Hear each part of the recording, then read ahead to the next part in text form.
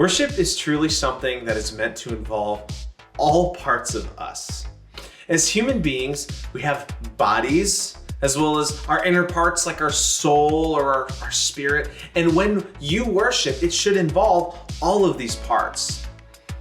But let's be honest, in our American culture, in our westernized culture, some of us are less likely than others to be physically expressive. And that's okay, but it's also important that we hold nothing back from God when we worship. Absolutely nothing. This is part of what we are talking about with this series on posturing ourselves properly. It may not be your normal, but when it comes to worshiping God, it's important to let go of what is comfortable so that you can embrace what's eternal. The fact is, when we worship with our whole selves, including our physical bodies, it creates space for God to do a deeper work in us, posturing us for growth. So if this is new for you, here are a few ways that you can get started right now with posturing yourself physically. The first is singing. It sounds really simple, and it is, but singing encourages you to say out loud what you really believe. You see, sometimes we think these things, we think about God in these ways, but we don't say it. When we sing, we say these things out loud, and it can actually do the work of bringing our hearts and our minds and our bodies into alignment, so that what we're doing is we're saying we believe this out loud in our hearts, in our bodies, in our minds. And it produces a posture of worship. Then the next way is to use your hands. And again, that can sound really simple, and it can mean a lot of different things, but what I mainly mean is using your hands while you worship.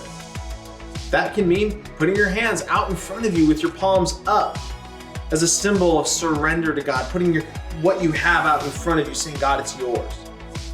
Putting your palms down can be another form of surrender, where you're actually actively letting go of things that you shouldn't have been holding on to in the first place. Raising your hands in the air can also mean a variety of things, but they're all centered on this idea of giving God honor and praise for who He is. All of these postures can lead to a deeper worship experience. The next is kneeling, and I would show you, but I don't think you would be able to see me. This expression is extremely powerful. It's a combination of honor, surrender, humility, praise. And when you intentionally put yourself on your knees before God, it's the posture of a son or daughter before their father, the king. And that's exactly what it is. When you kneel before God, you're kneeling like you're before a king. This aligns your heart and your mind and your spirit with the reality that God is in control in your life. Moments like these can stick in your memory for a lifetime. So as you continue to work on your posture as a worshiper, be sure to continually ask how you can better align your mind, body, and spirit together to worship Jesus in unity.